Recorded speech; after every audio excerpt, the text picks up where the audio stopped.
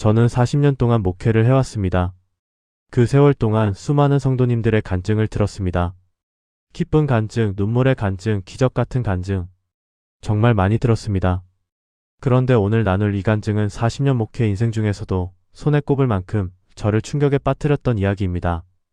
저희 교회 김 집사님의 간증입니다. 김 집사님이 처음 제 사무실을 찾아왔을 때 그분의 눈은 완전히 죽어 있었습니다. 의자에 앉자마자 이렇게 말씀하셨습니다. 목사님, 의사가 저한테 완치는 어렵다고 했습니다. 회사에서는 다음 주까지 짐 빼라고 합니다. 아내는 더 이상 못 살겠다며 등을 돌렸습니다. 저는 어젯밤에 잠을 한숨도 못 잤습니다. 새벽 내내 거실에 앉아서 이대로 끝인가 생각했습니다. 목사님, 저 어떻게 해야 합니까? 저는 그 자리에서 김 집사님의 손을 잡고 기도했습니다. 그리고 한 가지를 권했습니다. 집사님, 시편 23편을 선포해보세요. 당장 오늘부터가 아니어도 괜찮습니다. 마음이 준비되실 때 한번 시작해보세요. 김 집사님은 고개를 저으셨습니다. 목사님, 저 지금 기도할 힘도 없습니다. 성경 읽을 마음도 없습니다. 저는 말씀드렸습니다.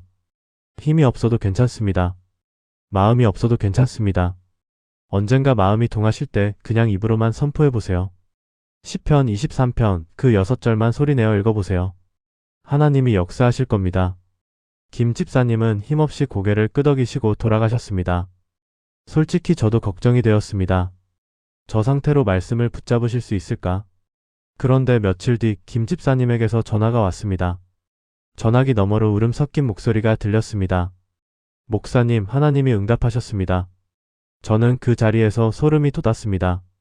도대체 그 며칠 동안 무슨 일이 있었던 걸까요? 오늘 이 영상에서 저는 김 집사님이 직접 나눠주신 그 이야기를 전해드리려고 합니다. 그리고 영상 마지막에는 제가 40년 목회 경험을 통해 정리한 시편 23편 선포 기도의 7가지 핵심 비결도 알려드릴 테니까 반드시 끝까지 함께 해주세요. 특히 7번째 비결은 대부분의 성도님들이 놓치고 계시는 부분인데 이것만 알아도 기도 응답의 속도가 완전히 달라집니다. 자, 이제 김 집사님의 이야기를 시작하겠습니다. 김 집사님은 45살의 가장이셨습니다. 성실하게 신앙생활을 하시는 분이었습니다. 11조도 꼬박꼬박 내시고 봉사도 열심히 하시고 새벽기도도 자주 나오시는 모범적인 집사님이셨습니다. 그런데 어느 날부터 갑자기 온몸에 힘이 빠지고 어지러움이 심해지셨다고 합니다. 처음에는 피곤해서 그러려니 하셨습니다. 나이 들면 다 그런 거지 하면서 대수롭지 않게 넘기셨죠. 그런데 어느 날 회사에서 회의 중에 갑자기 앞이 캄캄해지더니 그대로 쓰러지셨습니다. 정신을 차려보니 응급실이었습니다. 정밀검사 결과를 들고 온 의사선생님 표정이 심상치 않았습니다. 여러 수치가 정상 범위를 크게 벗어났고 당장 치료를 시작해야 한다고 했습니다. 김 집사님이 물으셨습니다. 치료하면 나을 수 있나요? 의사선생님은 잠시 침묵하시더니 말씀하셨습니다. 완치보다는 평생 관리하면서 사셔야 할 것 같습니다. 그 말을 듣는 순간 머릿속이 하얘지셨다고 합니다. 평생이요? 제가 이제 겨우 45인데요? 그런데 불행은 거기서 끝나지 않았습니다. 병원에서 나와 출근했더니 인사팀에서 호출이 왔습니다. 구조조정 대상자 명단에 이름이 올랐다는 통보였습니다. 15년을 다닌 회사였습니다. 말 그대로 청춘을 갈아 넣은 곳이었습니다. 야근도 셀 수 없이 했고 주말 출근도 마다하지 않았고 가족 여행도 미루면서 회사에 충성했습니다. 그런데 어느 날 갑자기 짐 싸서 나가라니요. 인사팀 담당자는 무표정하게 말했습니다. 다음 주 금요일까지 인수인계 마무리해 주시면 됩니다. 집에 돌아오는 길 다리에 힘이 풀려서 한참을 차 안에 앉아 계셨다고 합니다. 아이들 학비는 어떻게 하고 대출은 어떻게 갚고 병원비는 또 어떻게 감당하나? 큰애는 내년에 대학 가야 하는데 작은애는 학원비만 해도 한 달에 몇십만 원인데. 눈앞이 캄캄했습니다. 핸들을 잡은 손이 부들부들 떨렸습니다. 그 시기에 아내와의 관계도 최악으로 치달았습니다. 돈 문제, 건강 문제로 매일 부딪히다 보니 서로 완전히 지쳐버렸습니다. 사소한 것에도 불이 붙었습니다. 밥 반찬 하나 가지고도 싸우고 아이들 앞에서 소리를 지르기도 했습니다.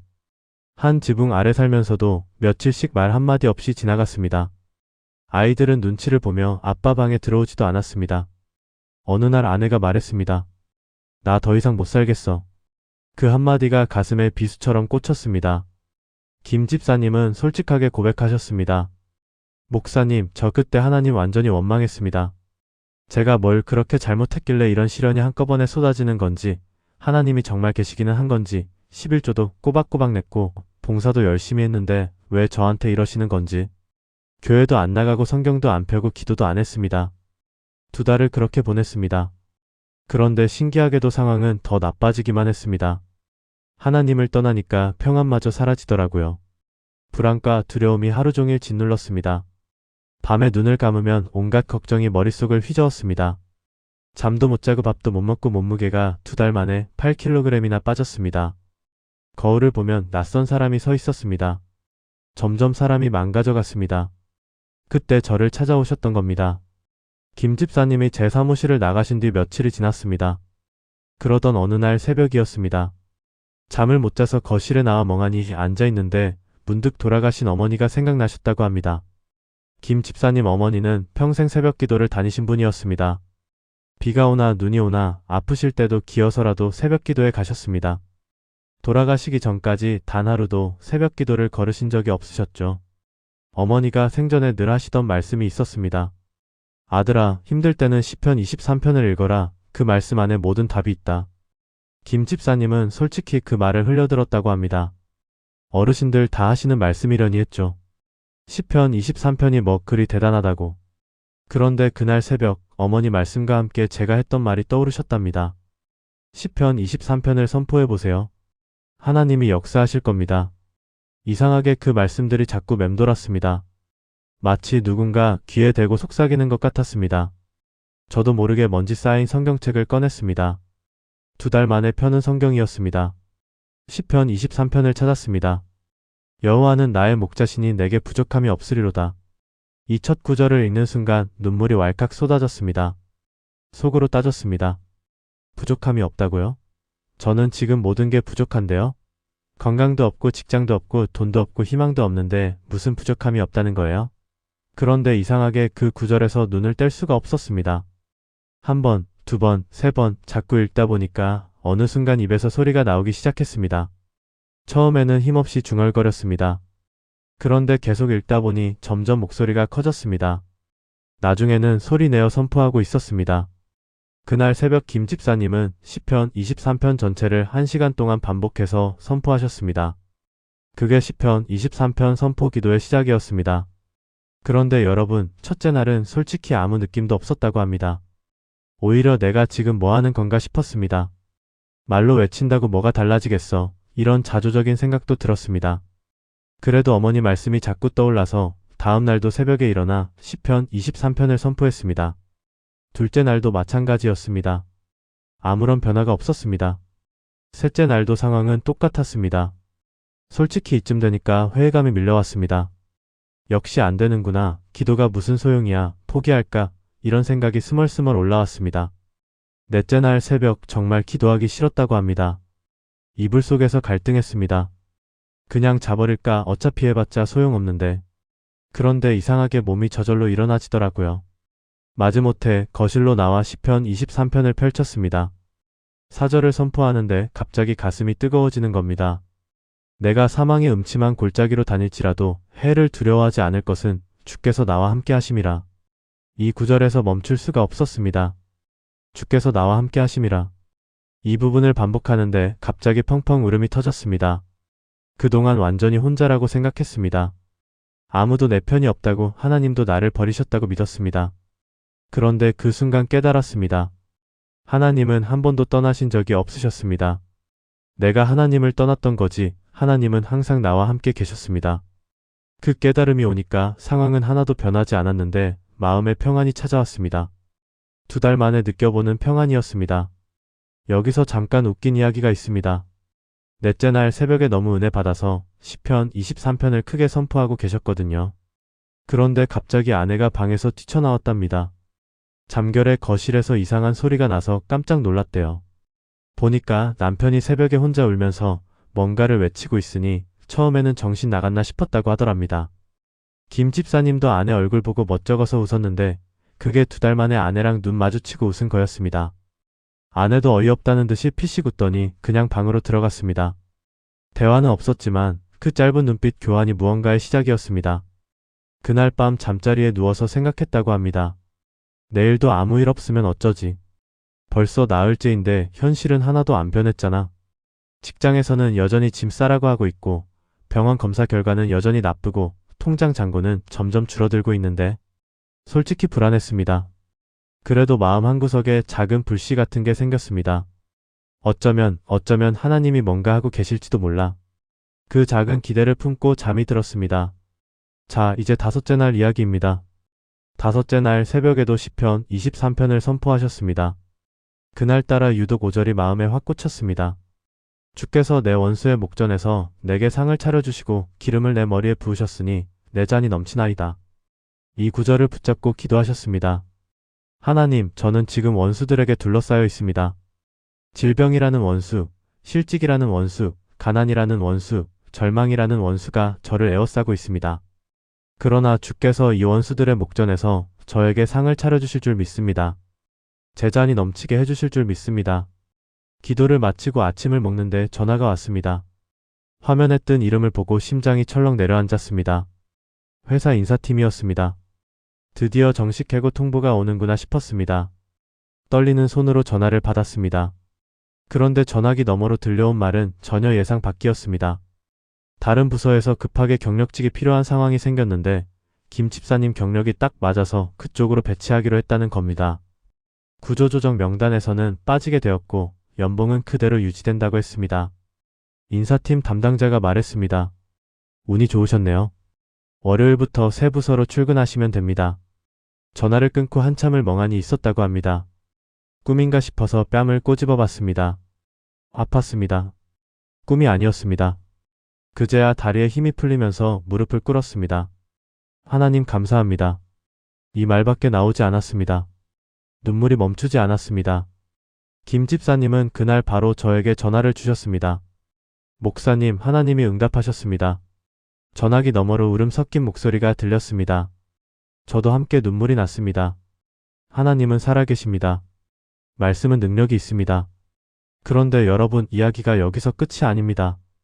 김 집사님은 직장 문제가 해결된 뒤에도 시편 23편 선포를 멈추지 않으셨습니다. 매일 새벽 꾸준히 선포하셨습니다.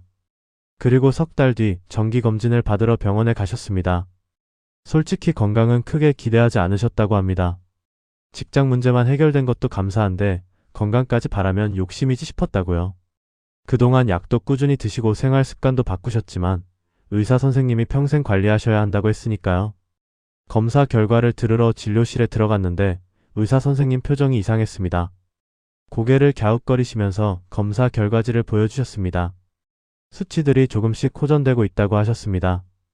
의사 선생님이 말씀하셨습니다. 물론 아직 정상은 아닙니다. 앞으로도 약은 계속 드셔야 하고 정기 검진도 받으셔야 합니다. 하지만 이 추세대로라면 일상생활에는 크게 지장 없으실 겁니다. 꾸준히 관리 잘하고 계시네요. 김 집사님은 그 자리에서 감사 기도를 드렸다고 합니다. 완전한 치유는 아니었습니다. 여전히 약을 먹어야 하고 조심해야 할 것도 많았습니다. 하지만 그것만으로도 충분히 감사했습니다. 하나님이 함께 하신다는 확신이 있었으니까요. 병원에서 나오는데 너무 기뻐서 주차장에서 혼자 할렐루야를 외치셨답니다. 그런데 마침 옆 차에서 내리시던 아주머니가 깜짝 놀라시는 겁니다. 너무 민망해서 아부권 당첨됐어요 하고 얼버무렸더니 축하한다고 웃으시면서 가셨답니다. 어떻게 보면 복권보다 더 큰 당첨이었죠. 김 집사님이 이야기를 해주실 때 저도 빵 터졌습니다. 시편 23편 2절 말씀처럼 하나님이 푸른 풀밭에 누이시고 쉴만한 물가로 인도하신 것입니다. 김 집사님 이야기가 여기서 끝나면 좋겠지만 사실 더 은혜로운 이야기가 남았습니다. 가정의 회복입니다. 사실 이게 가장 시간이 오래 걸렸습니다.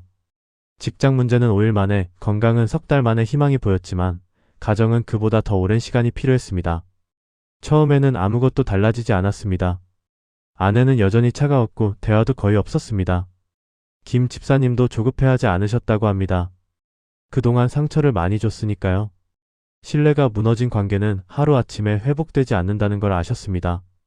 그래서 그냥 묵묵히 시편 23편을 선포하시면서 본인부터 변하려고 노력하셨습니다. 한 달쯤 지났을 때 작은 변화가 시작되었습니다. 예전 같으면 사소한 일에도 짜증을 냈을 텐데 참게 되더랍니다. 아내가 뭐라고 해도 받아치지 않고 그냥 들었습니다. 처음에 아내는 의아해했습니다. 왜 대꾸를 안 하지? 무슨 꿍꿍이가 있나? 그런 눈빛으로 보셨답니다. 2달쯤 지났을 때 아내가 먼저 말을 걸기 시작했습니다. 별것 아닌 이야기였습니다. 오늘 반찬 뭐 먹을래? 이 정도였습니다. 하지만 2달 넘게 사무적인 말 외에는 거의 대화가 없던 부부에게 그 한마디가 얼마나 큰 의미였는지 모릅니다. 석 달쯤 지났을 때 아내가 물었습니다. 당신 요즘 왜 이렇게 달라졌어? 예전 같으면 벌써 폭발했을 텐데. 김 집사님이 솔직하게 말씀하셨습니다. 시편 23편을 선포하면서 하나님을 다시 만났어. 마음이 변하니까 세상이 다르게 보이더라고. 아내는 한참 아무 말 없이 계시다가 그냥 방으로 들어가셨답니다. 그런데 며칠 뒤 아내가 조심스럽게 말씀하셨답니다. 나도 같이 해볼까? 김 집사님은 그 말이 얼마나 감사했는지 모른다고 하셨습니다. 처음 함께 시편 23편을 선포하던 날 아내가 울기 시작하셨답니다. 그동안 속으로 얼마나 많이 울었는지 모른대요. 남편이 쓰러지고 직장 잃을 것 같고 가정이 무너지는 것 같아서 너무 무서웠대요. 더 이상 못 살겠다고 한 말도 사실은 지쳐서 나온 말이었대요. 떠나고 싶어서가 아니라 너무 힘들어서 어디다 하소연할 데가 없어서 그랬대요. 그런데 그 말을 내뱉고 나서 본인도 얼마나 후회했는지 모른다고 하셨답니다. 그날 부부는 손을 잡고 한참을 우셨다고 합니다. 그리고 서로에게 미안하다고 했답니다. 지금은 매일 함께 시편 23편을 선포하신다고 합니다. 여기서 또 웃긴 이야기가 있어요. 김 집사님 아들이 중학생인데 처음에 같이 기도하자고 했더니 극구 싫다고 했거든요. 사춘기 아이들이 다 그렇잖아요. 아빠 그거 좀 오글거려 하면서 방에 들어가 버렸답니다. 그런데 어느 날 시험 기간에 슬쩍 오더니 아빠 나도 기도할래 하더래요. 알고 보니 시험 잘 보게 해달라고 기도하려고 온 거였습니다. 김 집사님이 속으로 웃으면서도 감사하셨대요. 어떤 이유로든 아이가 기도에 관심을 갖게 된 거니까요. 참고로 시험 결과는요, 아이 명예를 위해 비밀이랍니다. 다만 그 뒤로 시험 때마다 기도하러 오는 건 사실이라고 하시더라고요. 또 하나 있어요. 아내가 처음 시편 23편 암송하려고 할 때 자꾸 헷갈려 했거든요. 여호와는 나의 목자시니까지는 잘 외우다가 그 다음에 갑자기 내가 푸른 풀밭에 누우리로다 이러셨대요. 김 집사님이 그건 2절이야 했더니 아내가 진지하게 어차피 다 좋은 말씀 아니야 하시더래요. 틀린 말은 아닌데 뭔가 웃겼다고 하시더라고요. 지금은 완벽하게 암송하신답니다. 자, 이제 제가 40년 목회 경험을 바탕으로 정리한 시편 23편 선포기도 핵심 비결 7가지를 나눠드리겠습니다. 김 집사님의 경험과 수많은 성도님들의 간증을 통해 깨달은 것들입니다. 이 부분 정말 중요하니까 메모하시면서 들으세요. 첫 번째, 반드시 암송하세요. 읽는 것과 암송하는 것은 천지 차이입니다. 암송하면 말씀이 마음 깊이 새겨집니다. 시편 23편은 6절밖에 안 됩니다. 하루에 한 절씩 일주일이면 전체 암송이 가능합니다. 김 집사님도 처음에는 읽으셨지만 나중에는 완전히 외워서 언제 어디서든 선포하실 수 있게 되셨습니다. 두 번째, 소리 내어 선포하세요. 로마서 10장 17절의 믿음은 들음에서 나며 들음은 그리스도의 말씀으로 말미암았느니라고 했습니다. 내 입에서 나온 말씀을 내 귀가 듣고 내 마음이 받아들일 때 믿음이 자랍니다. 속으로만 읽지 마시고 반드시 소리 내어 선포하세요. 김 집사님도 소리 내어 선포하기 시작하면서 은혜가 달라지셨습니다. 세 번째, 말씀을 구체적인 상황에 적용해서 기도하세요. 내게 부족함이 없으리로다를 선포할 때 저에게 건강이 부족하지 않을 줄 믿습니다. 저에게 일자리가 부족하지 않을 줄 믿습니다. 저에게 지혜가 부족하지 않을 줄 믿습니다. 이렇게 구체적으로 선포하세요. 막연하게 하지 마시고 여러분의 상황을 말씀 안에 넣으세요. 네 번째, 응답 전에 미리 감사하세요. 히브리서 11장 1절의 믿음은 바라는 것들의 실상이요 보이지 않는 것들의 증거니라고 했습니다. 눈에 보이지 않아도 이미 응답받은 것처럼 감사하면 믿음이 날개를 답니다. 감사는 하늘 문을 여는 열쇠입니다. 다섯 번째, 절대 포기하지 마세요. 갈라디아서 6장 9절에 선을 행하되 낙심하지 말지니 포기하지 아니하면 때가 이름에 거두리라고 했습니다. 김 집사님도 셋째 날까지 아무 변화가 없으셨습니다. 넷째 날 새벽에는 정말 포기하고 싶으셨다고 합니다. 하지만 포기하지 않으셨기에 다섯째 날 응답을 받으셨습니다. 여러분도 포기하지 마세요. 여섯 번째, 시간과 장소를 정하세요. 저는 성도님들께 매일 같은 시간, 같은 장소에서 기도하시라고 권합니다. 습관이 되면 그 자리에 앉기만 해도 기도 모드가 됩니다. 새벽에 어려우시면 점심시간도 좋고 잠자리에 들기 전도 좋습니다. 중요한 것은 꾸준함입니다. 7번째, 함께 선포하세요. 이것이 대부분의 성도님들이 놓치시는 비결입니다. 마태복음 18장 19절에 너희 중에 두 사람이 땅에서 합심하여 무엇이든지 구하면 하늘에 계신 내 아버지께서 이루게 하시리라고 했습니다. 가족이나 신앙의 동료와 함께하면 영적 권세가 배가 됩니다. 김 집사님 가정도 혼자 선포하실 때보다 부부가 함께 선포하시면서 회복의 속도가 훨씬 빨라지셨습니다. 이사야 55장 11절에 내 입에서 나가는 말도 이와 같이 헛되이 내게로 되돌아오지 아니하고 나의 뜻을 이루며 내가 보낸 일에 형통하리라고 했습니다. 하나님의 말씀은 절대 헛되지 않습니다. 시편 23편을 선포할 때 그 말씀이 여러분의 삶에서 역사합니다. 시편 23편 6절 말씀으로 마무리하겠습니다. 내 평생의 선하심과 인자하심이 반드시 나를 따르리니 내가 여호와의 집에 영원히 살리로다. 이 고백이 여러분의 간증이 되시길 주님의 이름으로 축복합니다. 오늘 이 영상이 은혜가 되셨다면 댓글로 아멘 남겨주시고 여러분의 기도 제목도 나눠주세요. 함께 기도하겠습니다. 그리고 이 은혜를 혼자 간직하지 마시고 주변에 힘든 분들께 꼭 공유해주세요. 여러분의 공유 한 번이 누군가의 인생을 바꿀 수 있습니다. 구독과 좋아요는 더 좋은 말씀을 전하는 데 큰 힘이 됩니다. 알림 설정까지 해주시면 새 영상을 가장 먼저 만나실 수 있어요. 여러분의 응원이 이 사역을 이어가는 원동력입니다. 사랑합니다. 샬롬.